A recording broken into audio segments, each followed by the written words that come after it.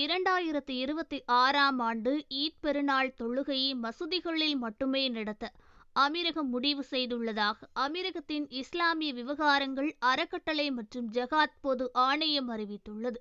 அதே நேரத்தில் ஈத் தொழுகை நடத்தப்படும் மைதானங்கள் அல்லது திறந்தவெளி பகுதிகளில் மக்கள் ஒன்று கூடுவதற்கு கட்டுப்பாடுகள் விதிக்கப்படும் என்றும், தொழுகைகள் மசூதிகளில் மட்டுமே நடைபெறும் என ஆணையம் கூறியுள்ளது.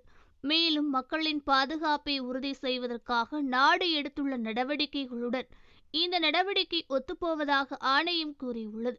துபாயில் உள்ள இஸ்லாமிய விவகாரங்கள் மற்றும் தொண்டு பணித்துறையும் ஷார்ஜாவில் உள்ள இஸ்லாமிய விவகாரத்துறையும் இந்த முடிவை எடுப்பதாக அதிகாரிகளுடன் ஒருங்கிணைந்து செயல்பட்டுள்ளதாகவும் அந்த அறிவிப்பில் கூறப்பட்டுள்ளது.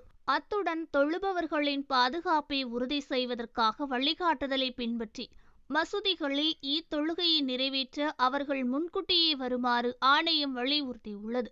அமீரகத்தின் பிறை பார்க்கும் குழுவானது ரமலான் மாதத்தின் 29வது நாளான இன்று புதன்கிழமை சவ்வால் பிறையை பார்க்கக்கூடும். பிறை தென்பட்டால் மார்ச் 19 வியாழக்கிழமை ஈத் பெருநாள் தொடங்கும். தென்படவில்லை என்றால் ரமலான் 30 நாட்கள் நிறைவு செய்து மார்ச் 20 வெள்ளிக்கிழமையன்று ஈத் வரும் என கூறப்பட்டுள்ளது.